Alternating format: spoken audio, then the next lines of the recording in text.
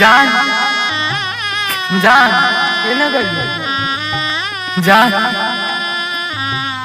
ए बम देखनियो कहीं हमरा जान के ए जान कहाँ गइलू हो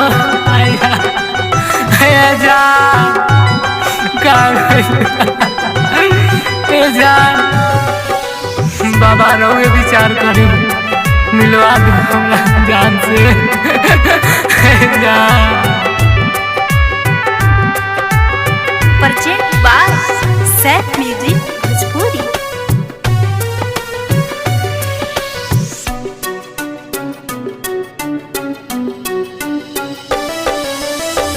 पगली के साथ बाबा जल ढारे आईनी छुट्टी गइल साथ जाने कहाँ बाऊ गइली हे बाबा मिलवा दी हाँ हाँ पगली के साथ बाबा जल ढारे आईनी छुट्टी गइल साथ जाने कहाँ बाऊ गइली जबले नहीं मिली है साथी जाइब न छोड़ के जबले नहीं मिली है साथी जाइब न छोड़ के मरी जाइब शिवलिंग पका पार फोड़ के मर जाइब शिवलिंग पका पार फोड़ के। ए चाची ए भैया ए बम हाउस समर की लड़किया हमारा संगे रहलसिया अबे फोन नहीं खेला गत कितना फोन करतनी देखी ना वो भुला गल बाड़ी आ केहू नहीं खे न पढ़ल बाड़ी न लिखल बाड़ी ए बम तनी खोज दी परचेंट बाय ए बम सैफ तनी खोज म्यूजिक भोजपुरी। कुछ न सुझे हमरा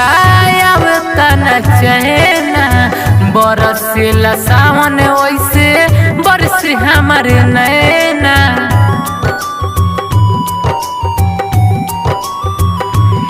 सत जब से उनकर छूटल बा दुनिया हमरो तह लूटल बा छूटल बाहर साथ बाबा 4 बजे भोर से छूटल बाहर साथ बाबा 4 बजे भोर से मरी जाइब शिवलिंग पका पारी फोड़ के मर जाइब शिवलिंग पका पारी फोड़ के। ए भैया ए चाची हई फोटो देखी ए बम के चिन्हता नहीं देखी नो अब के संग में रहली हो आ का जाने केने चल गइली ए भैया ए बड़की भाई तने हिंगरे के खोजवा दे बड़ी मेहरबानी होई। Presented by Saif music Bhojpuri. रोई रोई खोजिले हम मेला मेला जाने कहीं रोवत हुई बैठ के अकेला अरे पूर्वक होई ए बम तने पता लगा संगे आइले ना अमित हो रोई रोई खोजे अमर जीत हो बिछड़ल बाहरी जान हमार 4 बजे भोर के बिछड़ल बाहरी जान हमार 4 बजे भोर के मर जाइब शिवलिंग पका